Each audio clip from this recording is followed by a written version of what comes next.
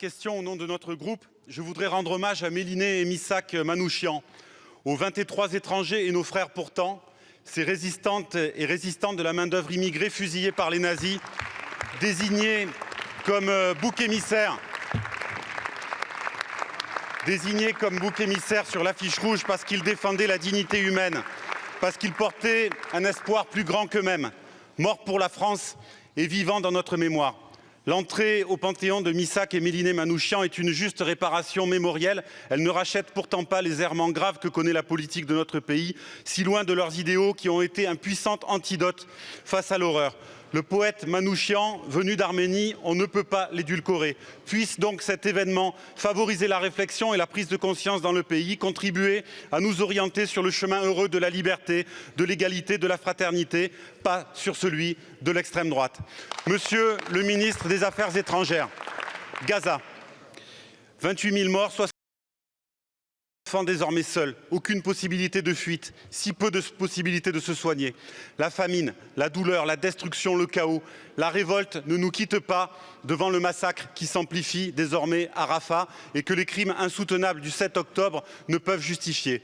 Quels actes forts, Madame la Ministre, la France va-t-elle poser? Allons-nous consolider l'UNRWA et déployer une action humanitaire massive? Allons-nous soutenir l'ordonnance de la Cour de justice internationale, défendre le droit international? Allons-nous empêcher le commerce des armes, proposer des sanctions européennes pour faire cesser le feu? Allons-nous refuser les produits issus de la colonisation qui se poursuit? N'est-ce pas enfin le moment de reconnaître l'État de Palestine? Allons-nous saisir le Conseil de sécurité pour construire la paix avec le peuple israélien et le peuple palestinien? Je vous remercie, mon cher collègue. La parole est à Madame Chrysoula Zakharopoulou, secrétaire d'État chargée du développement et des partenariats internationaux. Madame la Présidente, Mesdames et Messieurs les députés, Messieurs les députés d'Arreville, je vous prie tout d'abord d'excuser le ministre de l'Europe et des Affaires étrangères, Stéphane Séjourné. Comme il l'a indiqué hier, la catastrophe humanitaire qui se déroule à Gaza doit cesser. La France exprime son inquiétude face aux frappes israéliennes. Les Israéliens connaissent notre position. Le ministre Séjourné s'est entretenu avec le premier ministre israélien lors de son déplacement au Proche-Orient.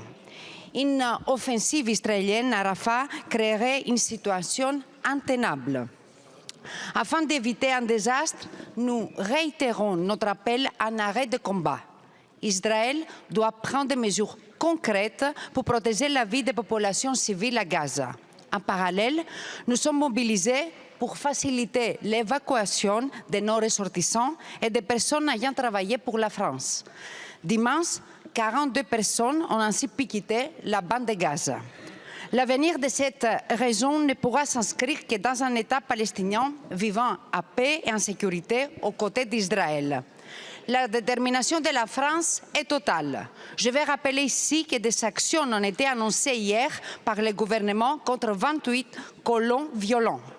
Le cessez-le-feu est indispensable pour la libération des otages à Gaza, parmi lesquels se trouvent encore 3 de nos compatriotes, et pour permettre aussi l'acheminement de l'aide aux populations civiles de Gaza. Nous ne pouvons plus attendre. Je vous remercie, Madame la Ministre. Monsieur Dharréville. Merci Madame la Présidente. Madame la Ministre, j'ai bien entendu les prises de position du gouvernement ces derniers jours, mais je crois que maintenant nous devons poser des gestes, des actes beaucoup plus forts pour essayer de faire bouger les choses. Il y a vraiment urgence. Je vous remercie, Monsieur le député.